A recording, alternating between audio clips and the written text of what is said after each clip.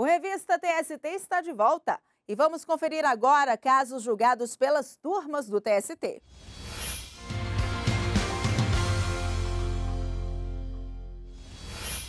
E o giro de notícias começa com um destaque da quinta turma. Um carteiro motorizado de São Paulo que foi assaltado 9 vezes vai ser indenizado pela empresa brasileira de Correios e Telégrafos. De acordo com o carteiro, ele passou a usar medicamentos controlados por conta dos abalos psicológicos decorrentes dos assaltos sofridos. Ao julgar o caso, o TRT de São Paulo havia negado a indenização, por entender que não houve ato ilícito por parte da empresa, apenas por parte de terceiros.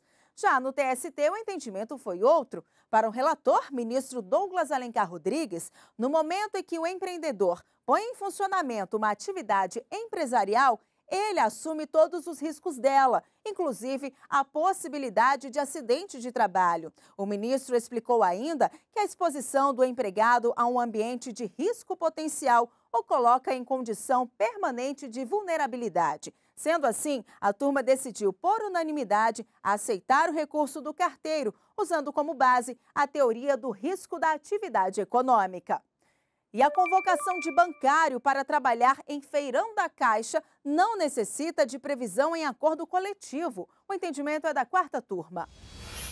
Bancários não trabalham aos sábados, mas isso não significa que seja um dia de repouso remunerado. De acordo com a súmula 113 do TST, o sábado do bancário é dia útil não trabalhado e não dia de repouso remunerado. Foi com base nessa diferença que a quarta turma do TST decidiu que, em caso de convocação para atuar no Feirão da Caixa, evento que ocorre aos sábados e oferece imóveis com preços mais acessíveis à população, os bancários podem sim prestar o serviço sem a necessidade de autorização prévia em norma coletiva. O caso foi analisado aqui no TST em recurso apresentado pela Caixa Econômica Federal. O processo teve início porque o Sindicato dos Empregados em Estabelecimentos Bancários no estado do Ceará ingressou com a ação civil pública para impedir que o banco obrigasse os empregados a desempenhar a atividade aos sábados, sem que a questão fosse definida em acordo coletivo de trabalho. Antes de o processo chegar ao TST, o Tribunal Regional do Trabalho da 7ª Região, no Ceará, havia entendido que a conduta do banco foi arbitrária e afrontou norma coletiva da categoria. A Caixa então explicou à Justiça que os feirões têm interesse social e atendem à política governamental de redução das taxas de juros. Sustentou ainda que a convocação não é ilegal. O relator do recurso na quarta turma do TST, ministro Guilherme Caputo Bastos, observou que o feirão é realizado uma vez ao ano e que, com base na súmula 113 do TST, a convocação para o trabalho no sábado não necessita de acordo coletivo. Aqui é uma alegação de que há exigência de prévia autorização e norma coletiva e não encontrei fundamento jurídico para essa possibilidade de se dar ao instrumento normativo essa capacidade de autorizar o trabalho. É uma coisa que, para a sociedade, é extremamente benéfica. E uma entidade filantrópica vai ter que pagar R$100 mil de indenização por dano moral aos parentes de um motorista de ambulância morto em acidente de trânsito. A decisão é da primeira turma, que levou em conta o fato de o empregado exercer atividade de risco.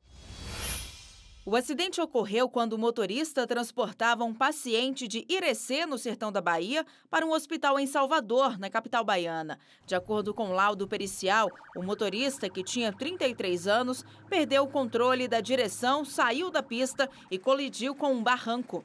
O Tribunal Regional do Trabalho da 5ª Região havia excluído da condenação o pagamento das indenizações por danos morais e materiais, por entender que não houve culpa da empresa. Mas no TST, o relator na primeira turma, ministro Hugo Scheuermann, afirmou ser evidente que o motorista de ambulância era exposto a risco maior, já que transportava pacientes em estado de emergência por longas distâncias, inclusive rodovias. Para o ministro, o caso se enquadra no artigo 927 do Código Civil, que diz ser obrigatória a reparação do dano, independentemente de culpa, quando a atividade normalmente desenvolvida pelo autor do dano, por sua natureza, implicar risco para os direitos de outra pessoa. Por unanimidade, a turma aceitou o recurso de revista da família do empregado e restabeleceu a sentença que condenou a Associação Irmã Dulce a pagar indenização no valor de R$100 mil.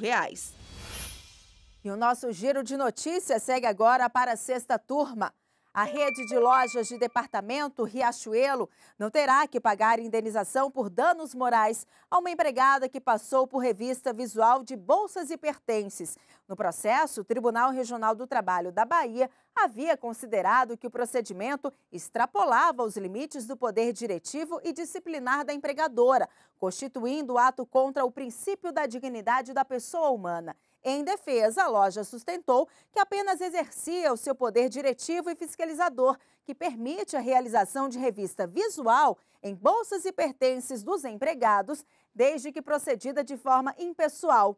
A relatora do caso no TST, ministra Kátia Magalhães Arruda, considerou lícitas as revistas apenas visuais. Para a ministra, não há como condenar o empregador em razão do regular exercício do poder de fiscalização, nem como punir quem não comete irregularidade. Por unanimidade, a turma aceitou o recurso da Riachuelo para restabelecer a sentença que julgou improcedente o pedido de indenização. E essas e outras notícias você também pode conferir na página do TST no Facebook e ainda comentar as decisões. Basta seguir o nosso perfil. O endereço é facebook.com/TSTJus.